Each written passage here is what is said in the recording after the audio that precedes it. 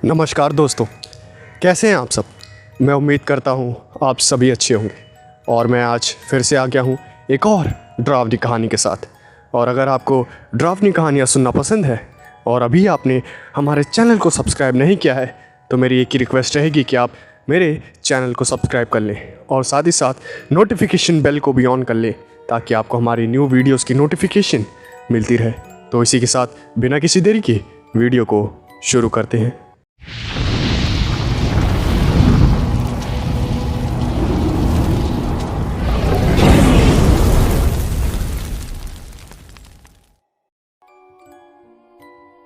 ये कहानी है ऋतिक नाम के एक लड़के की जो कि अभी अभी अपने गांव आया था। गांव की ताज़ी हवा उसे बहुत पसंद आ रही थी।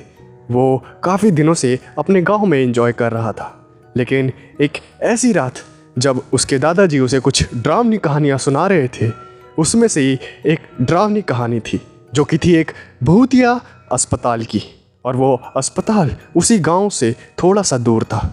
और अपने दादाजी के मुंह से उस डरावने अस्पताल की कहानी सुनने के बाद ऋतिक के मन में एक ही इच्छा जाग रही थी कि अब ऋतिक भी उसी अस्पताल में जाके देखे आखिर क्या है उस अस्पताल में। उसके दादाजी की माने तो उस अस्पताल में काफ़ी ज़्यादा भयानक भूत प्रेत हैं जो कि किसी भी इंसान को ख़त्म कर सकते हैं। ऋतिक को भूत प्रेत पे शुरू से कभी भी यकीन नहीं था और यही बात उसको और भी ज़्यादा आकर्षित कर रही थी उस अस्पताल की तरफ जाने के लिए। और ऐसा ही होता है। फिर ऋतिक अपने फ़ोन में रात के 1 बजे का अलार्म सेट कर लेता है और फिर सबके सोने का इंतज़ार करने लगता है और ख़ुद भी सो जाता है। रात के ठीक 1 बजे उसके मोबाइल का अलार्म बजता है और ऋतिक निकल पड़ता है उस भूतिया अस्पताल के लिए। ऋतिक दबे पाँव अपने घर से निकलता है और उस अस्पताल की तरफ बढ़ने लगता है। एक सुनसान रोड पे उसे एक रिक्शे वाला मिलता है जो कि ऋतिक से कहता है कि काओ बाबू जी, कहाँ जाना है इतनी रात में, हम छोड़ दें क्या आपको। जिसके जवाब में ऋतिक कहता है कि जाना तो है भाई, उस भूतिया अस्पताल के बारे में मैंने बहुत बातें सुनी हैं, मैं चाहता हूँ कि तू मुझे वहाँ तक छोड़ दे। और ऐसा सुनते ही रिक्शा वाला मुस्कुराने लगा और उसने कहा कि काओ बाबू जी, उस भूत प्रेत वाले अस्पताल में कहाँ जाना है आपको। हाँ, अरे मारे जाएंगे, भूत प्रेतों से बैर अच्छा नहीं होता। जिसके जवाब में ऋतिक ने कहा कि तुम्हें जितने पैसे चाहिए मैं दूंगा, तुम्हारा बस इतना काम है कि तुम मुझे उस अस्पताल तक छोड़ कर आओ, समझे। और वो रिक्शा वाला मान जाता है। ऋतिक उस रिक्शा में बैठ जाता है और वो दोनों उस अस्पताल के आगे रुक जाते हैं। रिक्शा वाला कहता है कि लो बाबू जी, हमने अपना काम कर दिया है, इसके आगे आपकी मर्ज़ी है। हम अभी भी कहते हैं कि इस अस्पताल में नहीं ही जाओ तो अच्छा है आपके लिए, वरना क्या पता आपको जान देनी पड़ जाए। ऋतिक उस रिक्शे वाले को पैसे देता है और फिर उस अस्पताल को देखने लगता है। वो अस्पताल काफ़ी ज़्यादा पुराना था और उसकी बिल्डिंग पे धूल की मोटी सी परत जम चुकी थी जो कि इस बात की साफ साफ गवाही दे रही थी कि अस्पताल कितने सालों से बंद है। और फिर ऋतिक उस अस्पताल की तरफ बढ़ने लगता है, लेकिन वो तभी ध्यान देता है कि 1 मिनट, इतनी रात को ये रिक्शा वाला उस सुनसान रोड पे क्या कर रहा था, ज़रा पूछ तो लूँ। और जैसे ही वो ये बात पूछने के लिए पीछे मुड़ता है तो वो देखता है कि वहाँ कोई रिक्शे वाला नहीं था और उसके कान में एक आवाज़ आती है, बाबू जी मत जाइए, मारे जाएंगे आप, सच कह रहे हैं हम। और ये बात सुन के ऋतिक को एक जोर का झटका लगता है और वो देखता है कि वो अभी भी अपने घर में है और ये सिर्फ एक सपना था। ऋतिक अपना फ़ोन देखता है तो 12:55 हो रखे थे और ऋतिक फिर भी इन सब इशारों को अनसुना कर देता है और फिर दबे पाँव निकल जाता है उसी अस्पताल की तरफ। वो रास्ते में देखता है और रास्ते में वो जो देखता है उसे देख के उसकी आंखें फटी की फटी रह जाती है। वो देखता है कि वही रिक्शे वाला आदमी जिसे अभी अभी ऋतिक ने अपने सपने में देखा था, वही रिक्शा लेकर उस सुनसान सड़क पे खड़ा है। और वो ऋतिक से कहता है कि काओ बाबू जी, कहाँ जाना है, आइए बैठिए, छोड़ देते हैं आपको।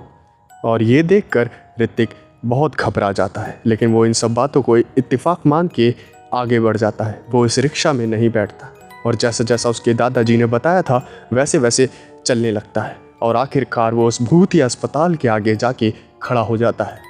और फिर वो एक और बार एक जोर का झटका खाता है, क्योंकि वो अस्पताल बिल्कुल वैसा था जैसा ऋतिक ने सपने में देखा था। वही मोटी मोटी बिल्डिंगों पे मिट्टी की परत जमी हुई थी। लेकिन ऋतिक भी इस बात को इत्तेफाक मान लेता है और फिर वो अस्पताल के चारों ओर घूमने लगता है। वो ऐसी जगह तलाश करने लगता है जहाँ से वो अस्पताल के अंदर घुस पाए, लेकिन काफ़ी ढूंढने के बाद भी उसे कोई ऐसी जगह नहीं मिलती। लेकिन आखिरकार बहुत ढूंढने पे उसे एक खिड़की मिलती है जो कि शीशे की थी और ऋतिक एक पास में ही पड़े पत्थर से उस खिड़की को तोड़ देता है और अंदर घुस जाता है। वो अस्पताल अंदर से काफ़ी ज़्यादा भयानक था। उधर हर जगह धूल मिट्टी थी, गंदगी कोने कोने में थी उस अस्पताल के। ऋतिक उस अस्पताल में घूमने लगता है और फिर वो एक कमरे के सामने पहुंचता है जो कि उस अस्पताल का आईसीयू था। लेकिन डराने वाली बात तो ये है कि उस आईसीयू का वो लाल बल्ब जो कि दरवाजे के ऊपर लगा था वो जल रहा था। लेकिन अस्पताल तो इतने सालों से बंद है, फिर वो लाल बल्ब कैसे जल रहा है? इसी सवाल को अपने मन में ऋतिक लेकर उस दरवाजे के पास जाता है और फिर वो कान लगा के सुनता है तो उस दरवाजे के अंदर से एक आवाज़ आ रही थी।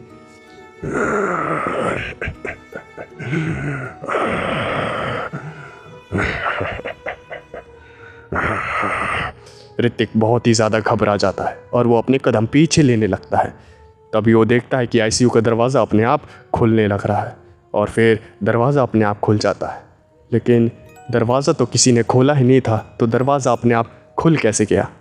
ऋतिक बहुत ही ज़्यादा घबरा जाता है और फिर धीरे धीरे ऋतिक आईसीयू में कदम रखता है और वो देखता है कि कटी फिटी लाशें इधर उधर पड़ी हुई हैं और फ्लोर पे ताज़ा खून बिखरा हुआ है। लेकिन ऐसा कैसे हो सकता है?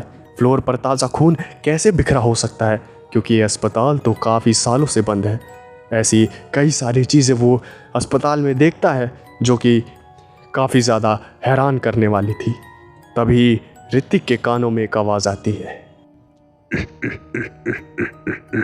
लगता है पेशेंट आ गया। अब काफी सालों बाद मुझे अपनी काबिलियत साबित करने का मौका मिलेगा। और इतनी भयानक आवाज़ सुनते ही ऋतिक वहाँ बेहोश हो जाता है और फिर ऋतिक की आंखें खुलती हैं तो वो देखता है कि वो एक स्ट्रेचर पे बंद है। उसके हाथ पैर बांध रखे हैं और वो हिल नहीं पा रहा है। और एक डॉक्टर जो कि काफ़ी ज़्यादा बूढ़ा है वो हंसता हुआ ऋतिक के पास आता है और फिर वो कहता है कि जब मैं जिंदा था तो मैं लोगों की भलाई किया करता था। मैं चाहता था कि इंसान अमर हो जाए, जिसके लिए मैं काफी ज्यादा रिसर्च करता था और ये बेवकूफ गांव वाले मुझे पागल कहते थे। लेकिन मैंने अपनी रिसर्च जारी रखी। मुझे लोगों की जरूरत पड़ती थी तो मैं अकेले रात को घूम रहे लोगों को पकड़ के अपने इस आईसीयू में ले आता था और उनके ऊपर एक्सपेरिमेंट किया करता था। लेकिन बदकिस्मती से उन गांव वालों को ये बात पता चल गई और उन्होंने मेरे अस्पताल को आग लगा दी और साथ ही साथ मैं भी उसी में जल के मर गया। लेकिन आज तुम आए हो इतने सालों बाद और आज मैं तुम्हें अमर करूंगा।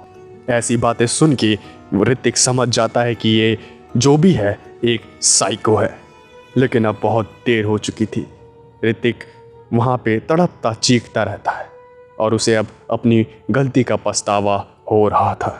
अगली सुबह जब ऋतिक नहीं मिला तो उसके दादाजी ने उसे पूरे गांव में तलाशा, लेकिन आखिरकार जब वो उन्हें कहीं भी नहीं मिला तो फिर वो उस भूतिया अस्पताल में गए, वो भी अपने पूरे गांव वालों को लेके, और हर जगह छानबीन करी तो उन्होंने देखा कि ऋतिक की लाश एक फर्श पे पड़ी हुई है और उसका दिल उसकी लाश से गायब है। तो क्या आप जाना चाहेंगे उस अस्पताल में उस भूतिया डॉक्टर के पास अमर होने के लिए? तो वीडियो अगर आपको पसंद आई हो तो वीडियो को लाइक करना, चैनल को सब्सक्राइब करना ना भूलें। मैं मिलता हूँ आपसे नेक्स्ट वीडियो में। Thanks for watching.